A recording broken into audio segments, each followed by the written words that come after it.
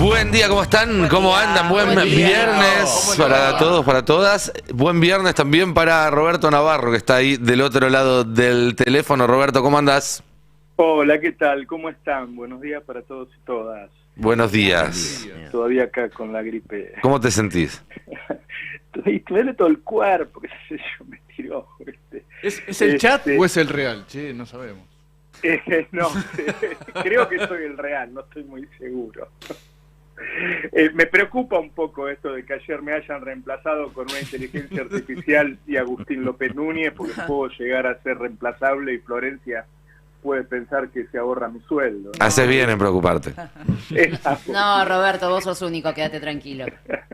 No, me parece que hay determinados temas sobre los que uno tiene que pararse y dar opinión, y me parece que el índice de pobreza hacía inevitable que yo, aunque hoy no fuera, hiciera un mínimo comentario. Es un índice que se da, una suba de la pobreza que se da en un año con un crecimiento del 5%, ¿sí? El índice que aparece ahora del segundo semestre en realidad es igual al del segundo semestre de 2022. Ahora, si uno toma con el primer semestre, sí creció la pobreza. ¿Por qué la economía crece y crece la pobreza? Está claro, porque empeora la distribución del ingreso. Sí, ¿Es claro. un fenómeno local o es un fenómeno internacional? Es un fenómeno internacional que, por las características de lo que se ha armado acá, del lawfare, de la oposición, acá se potencia, digo. En el caso de la Unión Europea, por ejemplo, desde la pandemia, el índice Gini, que muestra los índices de desigualdad, se disparó. O sea, la Unión Europea es cada vez más desigual. En el caso de Estados Unidos ya venía de antes, digo, hay un cálculo terrible en Estados Unidos que dice que en los últimos 30 años el 101% de la riqueza generada se la quedó el 1%. Y uno dice, ¿cómo el 101%? ¿Más de la riqueza generada? Sí, se quedó con toda la riqueza generada, ese 1% de la ciudadanía, más el 1% de antes. Es decir, todos los norteamericanos son más pobres y ese 1% es más rico. Es decir, el sistema está armado así en el mundo y en general la mayoría de los países les cuesta salir de esa situación. ¿Qué pasó acá? Digo, una pandemia como no había desde el siglo XIX, una guerra internacional con consecuencias económicas como no había desde 1945 y una sequía como no había en los últimos 110 años. Uno lo puede ver o no lo puede ver, digo, si hubiera habido una guerra acá en la Argentina lo veríamos porque estaríamos viendo los cuerpos en las calles. Digo, no está así, pero el final de un periodo ante semejantes desgracias no puede ser bueno. Y lo que pasa con la oposición en la Argentina no es normal. Una oposición que directamente no permite sacar una ley, que no ha permitido extender el aporte a las grandes fortunas, que no se pueden modificar impuestos, que no se pueden modificar retenciones, jueces que dejaron ir miles y miles de millones de dólares por cautelares de importaciones. Digo, la verdad que eso dificulta mucho gobernar. Leí ahí en Clarín que esta era la inflación de Massa. Ustedes saben que yo, no solo con Massa, con todos los ministros, con todos los gobiernos, yo digo todos los días lo que a mí me parece, más allá de mi afinidad ideológica que la digo. Lo que me parece bien y lo que me parece mal. Ahora, de ninguna manera puedo decir que esto es culpa de Massa. Digo, recordemos cuando llegó Massa la inflación se había disparado al 7,7% y debe haber algún audio mío por ahí. Digo, bueno, este 7,7 es el piso, se puede ir al 10, se puede ir al 12, se puede ir al 15% mensual, podemos ir a una hiperinflación, no había reservas en el Banco Central, no había forma de refinanciar ya la deuda en pesos, en esa situación se ha hablado de peligro institucional, todo eso no lo podemos olvidar, todo eso no sucedió. Es difícil de ver, como todo contrafáctico, pero todo eso se evitó. Digo, algunas medidas pueden gustar y otras no, pero si en medio de tanta adversidad no nos fuimos al abismo, bueno, el laburo que ha hecho él en estos últimos tiempos tiene que ver con eso. Entonces, me parecería injusto decir que esta pobreza es por masa. Se habla muchas veces de y bueno, son todos parches lo que toma. Bueno, ¿qué otra cosa podría hacer? Si no hay dólares, no hay dólares, no puede fabricar dólares.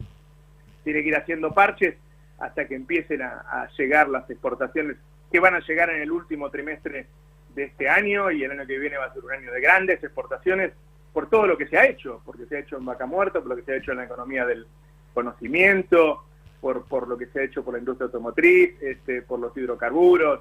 Lamentablemente es así y es lo que tocó. Ahora, lo que hay que hacer en Argentina es ver de qué manera se soluciona el problema de poder que tienen las fuerzas populares para emparejar esto que está tan desparejo. Después, la Unión Europea, lo que haga Estados Unidos, qué sé yo, cada uno verá cómo sale de esa situación. Esa situación está en el mundo está volviendo cada vez más desigual, y eso es lo que está pasando. O sea, crecimiento, un año de crecimiento de más del 5%, casi 6%, con mayor pobreza, bueno, nos está diciendo, nos está tirando a la cara que ese es el modelo que impera en el mundo. Cada vez es más difícil gobernar, cada vez es más difícil acumular poder para cambiar esa ecuación. Los tipos hasta te manejan con jueces las importaciones. Ahora, me parece que en este momento y frente a unas elecciones dentro de 5 o 6 meses, donde nosotros sabemos que se elige entre un gobierno nacional, yo veo que están negociando con China y con Estados Unidos al mismo tiempo, que se están consiguiendo cosas de ambos, que se están negociando litio para hacer batería, que están negociando gas para el GNL, es decir, agregar valor en todo. Me parece que para la época que viene, un gobierno del peronismo es mucho mejor que un gobierno neoliberal, y que entonces son momentos de poner en valor las cosas que se hicieron a pesar de la pandemia, a pesar de la guerra, a pesar de la sequía, y que lamentablemente todo esto que está ocurriendo es lo que ocurre en el mundo, y tendremos que buscar nuestra receta particular. Yo creo que aliados a Brasil, creo que aliados a Bolivia, creo que aliados a los países que tienen gobiernos progresistas también, para ver cómo salimos de este camino desigual que nos ha trazado el sistema internacionalmente, y muy particularmente acá. El lawfare tiene que ver, el lawfare tiene que ver. Cuando un juez toma medidas por vos, cuando la corte dice que todos los meses puede subir internet, puede subir la televisión, puede subir el teléfono, cuando otros jueces abren importaciones, cuando cualquier medida, recordemos lo de Vicentín, que salieron las cautelares, es decir, hay que solucionar ese problema. Pero me parece que no se puede decir que esto es por culpa de Massa. No es cierto. Que se evitó algo mucho peor. A veces es difícil pensar que las cosas pueden ser peor. Sí, podrían haber sido peores, la verdad que sí. Y hay que ver cómo se sale de esta situación, pero no clavándonos los puñales todo el día, porque no hay otro gobierno en la historia de la Argentina y seguramente del mundo que le haya tocado una pandemia, una guerra, y en el caso de Argentina, una sequía. Nada, eso quería contar respecto a la pobreza. De todas maneras, no sé cómo lo ven ustedes.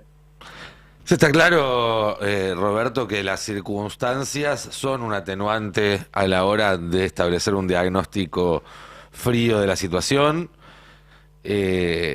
También, y siguiendo y retomando un poco lo que vos planteabas recién, pensar cuál es esa solución sui generis que hay que inventar, que no está en ningún manual, que no aparece en ningún libro de instrucciones, pero que definitivamente urge encontrar, si quiere el peronismo volver a hablarle a los ojos a la sociedad para pedirle el voto dentro de algunos meses.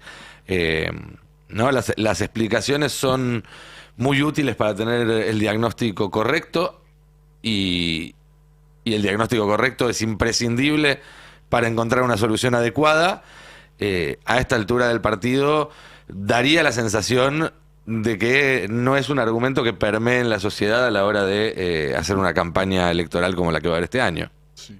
No, y aparte yo te quería agregar, Roberto, recién hablábamos con Carrillo, hablaba también del informe a propósito del índice, y decíamos esta situación que se viene dando, que el índice de desempleo no deja de bajar, y nos estamos acercando al pleno empleo, ¿no? Estamos históricamente en un índice muy, muy bueno en ese sentido, con una pobreza que no deja de subir, ¿no? Y marcando esa, vos agregás además que la economía crece, Entonces la particularidad, ¿no?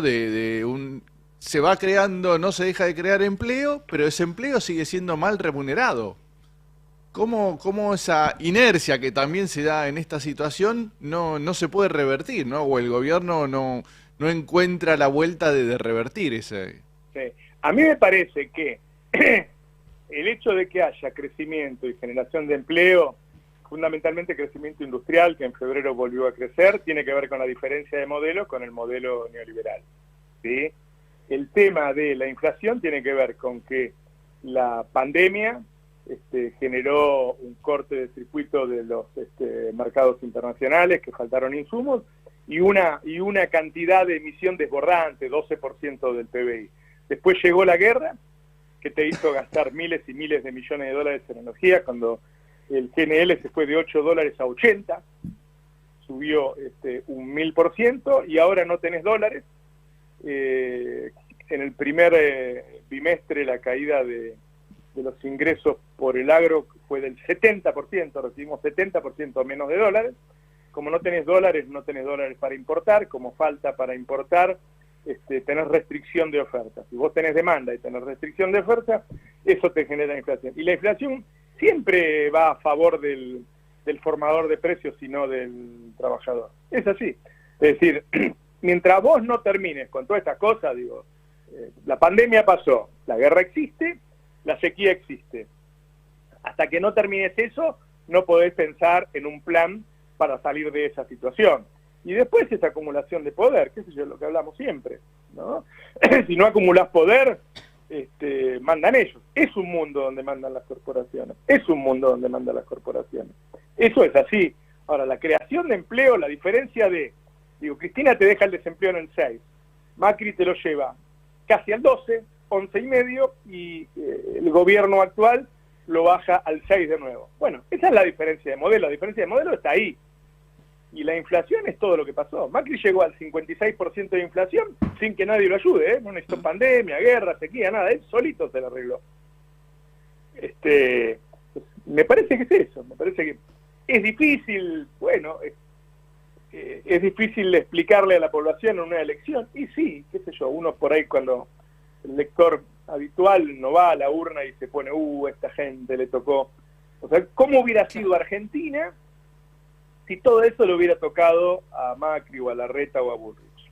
Sí, la diferencia... Ya lo sabemos, porque Bullrich fue a Formosa, armó 2 marchas y generó 700 muertos.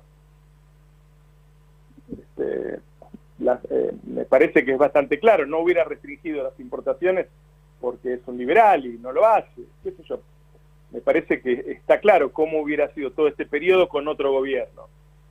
Obviamente que es más cómodo. Yo en el día a día, las medidas, hay medidas que no me gustan, y qué sé yo, y lo manifiesto. Ahora, cuando sale un índice que es semestral, que obliga a un balance más abarcativo, y no puedo dejar de poner esas cosas sobre la mesa. Digo, los otros países vivieron la pandemia con la posibilidad de endeudarse. Argentina no, porque lo habían dejado en default. Tuvo que arreglarse sola. Y bueno, es muy difícil. No había con qué. Por eso se hacen parches todo el tiempo. Dice, son todos parches. Y bueno, qué sé yo, fabricar dólares no fabricamos hasta ahora. Mucho no nos queda. Me parece a mí, no sé, es un balance parcial de este índice que aparece en este semestre, ¿no? Me parece que lo de la sequía es fenomenal. O sea, ver que han liquidado 70% menos que lo habitual, y la pucha, ¿viste? La pucha, es muy fuerte. Ya te digo, dólares por ahora no fabricamos. Y para importar necesitas dólares. Te digo más, para subir el consumo necesitas dólares. Poner que, bueno, que diga el presidente, haga por decreto un aumento general de salarios del 30%. Entonces sube el consumo. Y cuando vayan a importar las partes para producir, para que suba el consumo, no hay dólar. Entonces, ¿es una frazada corta? No es una frazada corta, es una bufanda, te diría. Es así, es una macana, pero es así, es eso. Sí, la diferencia ahí es que, entre otras cosas, el plan económico de Macri era ese, ¿no? Era la miseria planificada. Y hoy tenés un gobierno que no tiene ese plan, pero que sin embargo tiene una oposición que hace que que sea muy difícil lograr otra cosa. Hoy también se conocía que algunas de las grandes empresas que manejan la canasta básica de alimentos, del acuerdo del 3,2 aumentaron entre un 20 y un 40. Entonces, efectivamente, si a la par de conocer estos números conocemos que el aumento de productos que son fundamentales para alimentarse y que están concentrados en empresas como Ledesma, por ejemplo, o Arcor, tuvieron estos aumentos, encontramos también, ¿no?, una dificultad muy grande para pensar cómo salir de eso. Sí, yo creo que si el movimiento nacional, en toda su representación, ¿no? Porque el factor sindicalismo en la negociación salarial contra la inflación, digo, hay informes de CTA, de Flaxo, que hablan de la acumulación de riqueza de las empresas desde que bajamos del 50-50 que dejó Cristina hasta ahora, que hablan ya a esta altura de casi 100.000 millones de dólares de transferencia de ingresos, que además después eso se fue al contado con liqui, ¿no? Bueno, para eso necesitas acumulación y me parece que mucha mayor fortaleza. Recordemos que alguna vez la CGT fue la columna vertebral del peronismo, hoy no es ni el dedo meñique del peronismo.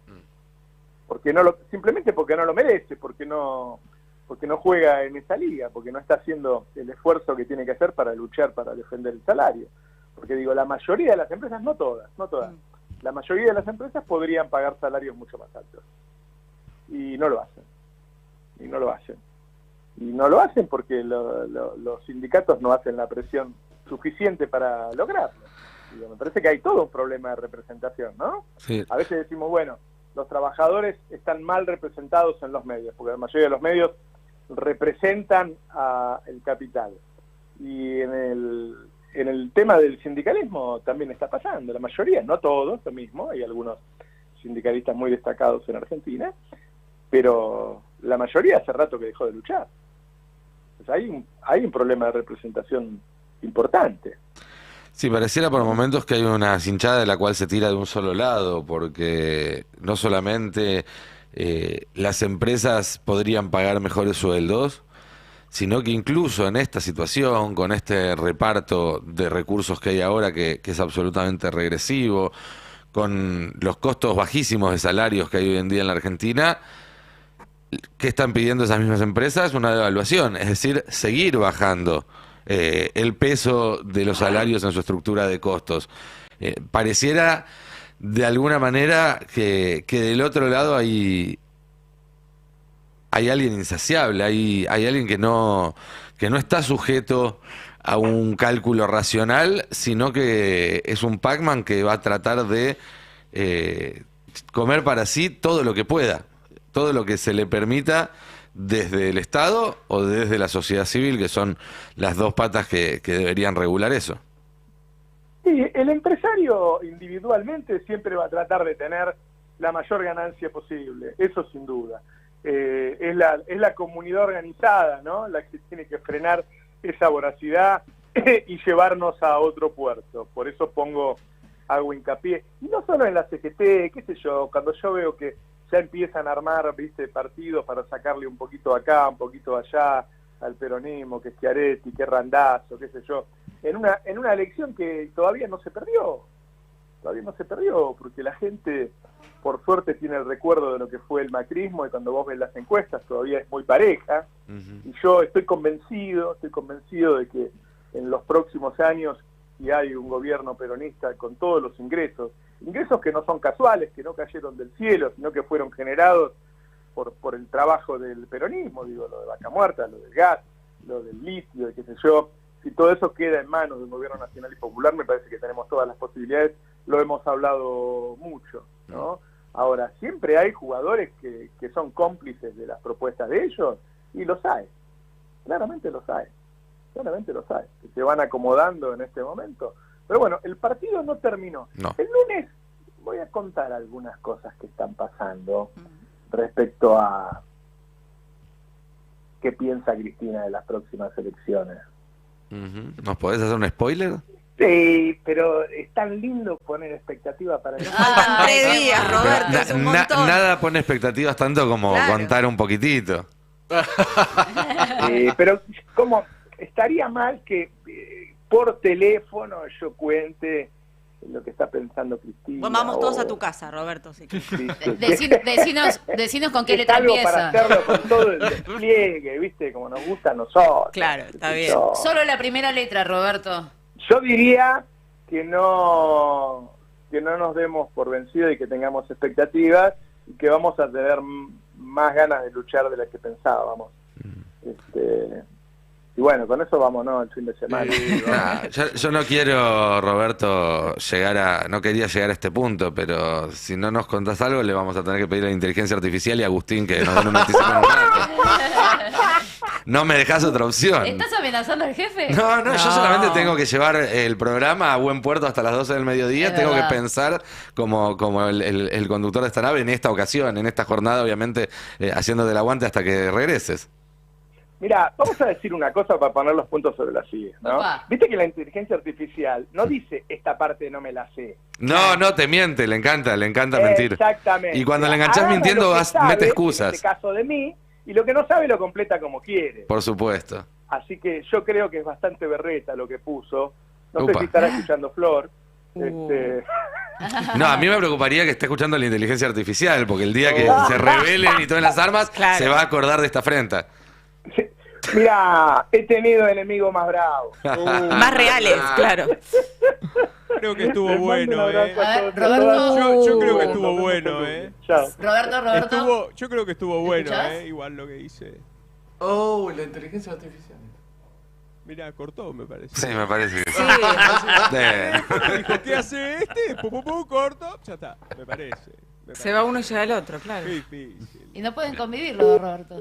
Sí, Sí, efectivamente. Epa, efectivamente. epa. Bueno, saquen otro cupón, a ver a quién llamamos.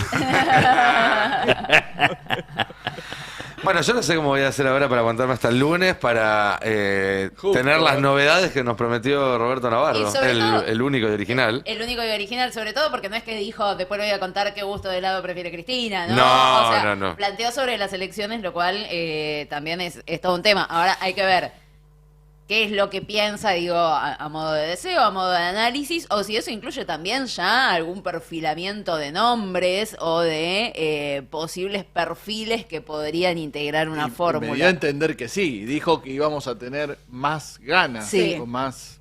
así Más ganas que- de luchar. O sea, una propuesta 100% kirchnerista, podríamos pensar, dentro de una gran paso de momento. Y bueno. Veremos, habrá que aguantar hasta el lunes. No me miren a mí, yo datos sobre esto no tengo. Mira, Lantos, está sentado en la silla de Navarro, por lo tanto, Te Tenés- corresponde. claro. te corresponde. Pu, pu, pu.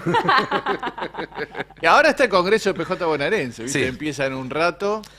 Y- Ahí puede haber alguna definición, tal vez. Y Lo mañana... preside Máximo. Mañana hay operativo Clamor Mañana- allá en Chaco. En Chaco. Me gusta Habrá cómo están capítulo. intentando buscar los puntos para ver. Aparte- entonces, yo ya me estoy Claro. imaginando que ustedes ven un Capitanich con un Axel Kicillof en provincia de Buenos Aires, dado que se dan Chaco y es PJ bonaerense, no lo veo Bueno, Máximo en Capitanich esa. va a cerrar mañana el Claro. plenario. Sí. Y ustedes dos tienen programa mañana, así que si lograran tener Yo no, algo... yo ellos zafo. dos. Ellos dos. Ellos dos. Sí, igual ahora me da miedo porque mirá si le arruino la primicia a No, Roberto. eso nunca. Ah, Claro. sí. Hay que pisar con mucho cuidado. Sí. No, bueno, aprovecho que le quedan un par de minutos al pase y para salir de un tema del que no tengo data. Qué fuerte ayer cuando uno suma, porque hay veces que hay noticias que muestran por separado algunas cosas y que los medios tradicionales no te hacen el favor de juntarlas, pero que te muestran un panorama distinto. Si uno suma lo que pasó en el Senado con lo que pasó en Mendoza, da un poco de escalofríos ver... a ver, ¿para qué poner...? A mí, más allá de la grieta, de las diferencias políticas, ideológicas y demás, siempre creo que en la política uno tiene que partir de la buena fe para tratar de construir. Después, si se demuestra mala fe en el camino, se actúa en consecuencia. Es muy difícil construir un vínculo con cierto nivel de buena fe con un espacio político que, para poder sacar un comunicado que diga Cristina, perdiste, lero, lero, lero, deja sin votar leyes como la de alcohol cero, como la ley Lucio. Sí, la de cardiopatía congénitas. Y de un espacio político que, para subirse a un tema medio de moda en la agenda y absolutamente marginal, como es la problemática de Mapuche en particular y de los pueblos originarios en general, tema que es importante obviamente para estos colectivos, pero que no ocupan de ninguna manera un lugar central en la agenda de los intereses estratégicos de la Argentina, ni de la provincia de Mendoza, ni mucho menos. Sacar un proyecto, no sé si todos los oyentes están al tanto, que básicamente la legislatura mendocina le quitó el carácter de pueblo originario argentino a los mapuches. Es negacionismo. Es negacionismo. A ver, literalmente los nazis en Alemania por ley dijeron que los judíos no eran alemanes. Acá están diciendo por ley que los mapuches no son argentinos. Y además una ley que va en contra de lo que dice la Constitución, de lo que dicen los tratados internacionales de carácter constitucional, y que se subleva ante directivas del Poder Ejecutivo Nacional con facultades que la Constitución no le conserva a las provincias preexistentes. Lo cual es grave, es gravísimo. Pero insisto, más allá de este hecho puntual, que, a ver, puedo estar equivocado, pero creo que son más cuestiones de marketing que de otra cosa, que no va a tener efectos reales y profundos, sino que simplemente tienen algún focus group que les dice que ante determinado electorado les garpa hacer eso. Pero el nivel de deshumanidad que estoy viendo en un sector de la política impresiona. Hace unos meses era solamente algún loco suelto que decía que había que poder vender órganos, traficar niños y demás. Hoy se está generalizando y sería bueno escuchar voces que sin tener coincidencias políticas con el oficialismo marquen distancia de esa clase de actitudes. Y te sumo una más, la legislatura porteña acá ayer, que Juntos por el Cambio votó en contra y bloqueó la iniciativa popular para crear un parque público en Costa Salguero, ¿no? Es la primera vez que una junta de firmas, 53 firmas, ¿no? Tenían un proyecto y Juntos por el Cambio también lo bloqueó en la legislatura de acá que ellos manejan. Así es. Un país unido por la radio.